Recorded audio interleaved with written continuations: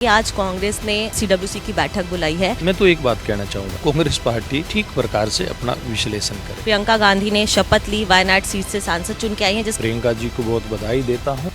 राज्यसभा सांसद सुभाष बराला हमारे साथ बात करने के लिए एक्सक्लूसिवली मौजूद हैं। सर, जिस तरीके से सत्र चल रहा है उसको चलता हुआ कह सकते हैं, इसमें भी संशय है क्योंकि लगातार सत्र बैठ रहा है और उसके घंटे बाद ही देखा जाता है कि अगले दिन के लिए उसको एडजर्न कर दिया जा रहा है।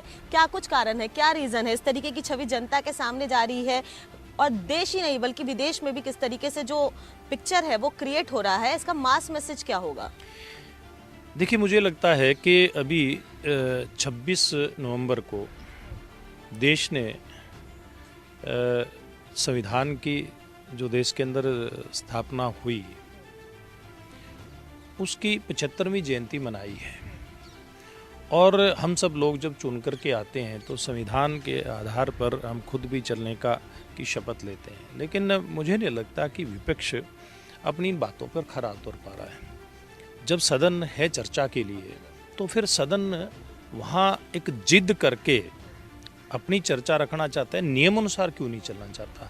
नियम संविधान के दायरे में ही बनाए गए हैं, तो अगर वो इस प्रकार की चर्चा चाहते हैं तो वो नियम के आधार पे चर्चा के ऊपर आए।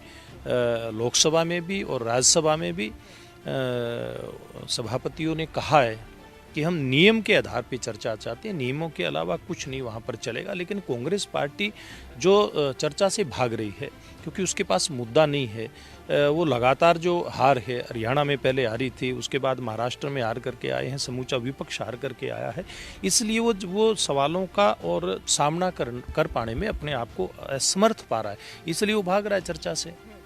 लेकिन आपने कहा कि विपक्ष चर्चा से भाग रहा है, लेकिन विपक्ष चाहता है कि अडानी मुद्दे पर सरकार चर्चा करे। देखिए, नियम अनुसार होगी ना। देखिए, सदन तो चाहे लोकसभा राज्यसभा दोनों ही नियमों के आधार पे चलेंगे, नियम से बाहर तो कोई कार्रवाई हो ही नहीं सकती, चल ही नहीं सकता कुछ भी।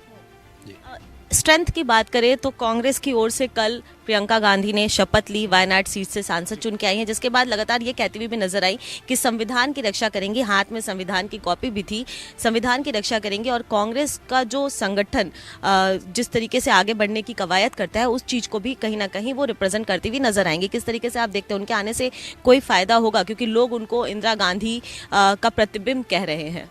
देखिए, एक तो मैं वो पहली बार चुन करके आई हैं, मैं प्रियंका जी को बहुत बधाई देता हूं और उनको शुभकामनाएं भी देता हूं और ये कहना भी चाहूँगा कि वो एक बड़े परिवार की बेटी हैं, बड़ी परिवार की राजनीतिक विरासत उनके पास है। वो अगर सकारात्मक दृष्टिकोण रखते हुए अगर अपना व्यवहार सदन के अंदर सदन के बाहर करती हैं तो अच्छा रहेगा, क्योंकि कई बार लगता है कि परिवार के कारण से एक जिस प्रकार से एक ठीक दिशा में बड़े परिवार की विरासत होने के बावजूद भी राहुल गांधी जी नहीं चल पा रहे हैं।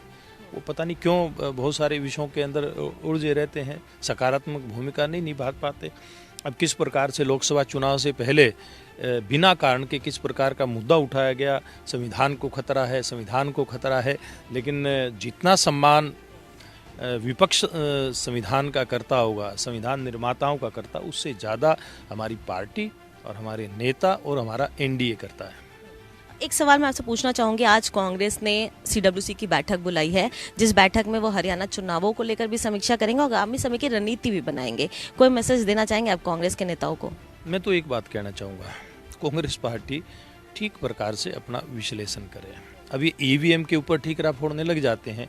अब हरियाणा के संदर्भ की अगर बात करें, मैं खुद देख रहा हूँ पिछले 3-4 प्लेन चले गए, यानी कि तीसरी बार तो हमारी सरकारी सत्ता के अंदर आ गई। या तो ये अपना अध्यक्ष नहीं बना पाते हैं, अध्यक्ष बन जाता है तो फिर इनका संगठन नहीं बन पाता है नीचे तक, जिलों और नीचे विधानसभाओं के अंदर ब्लॉक लेवल के ऊपर ये भी नहीं बन पाता है, चुनाव हो जाता है, फिर अपना विपक्ष का नेता विधानसभा के अंदर तय नहीं कर पाते। तो मुझे लगता है वो मंथन करते करते ये मंथन भी करें, चुनाव भी नहीं जीत पा रहे और अपने संगठन को भी क्यों ठीक से वो दिशा देने में कामयाब नहीं हो पा रहे, इस बात के ऊपर ही मंथन कांग्रेस को करना चाहिए। मैं कांग्रेस को आपके माध्यम से सलाह देना चाहूँगा। बहुत बहुत धन्यवाद आपका। तो ये थे हमारे साथ बात करने के लिए राज्यसभा सांसद सुभाष बराला, जिन्होंने तमाम मुद्दों पर अपनी प्रतिक्रिया दी। नई दिल्ली से कैमरा पर्सन रोहन के साथ मैं प्रियंका राय, खबर फास्ट।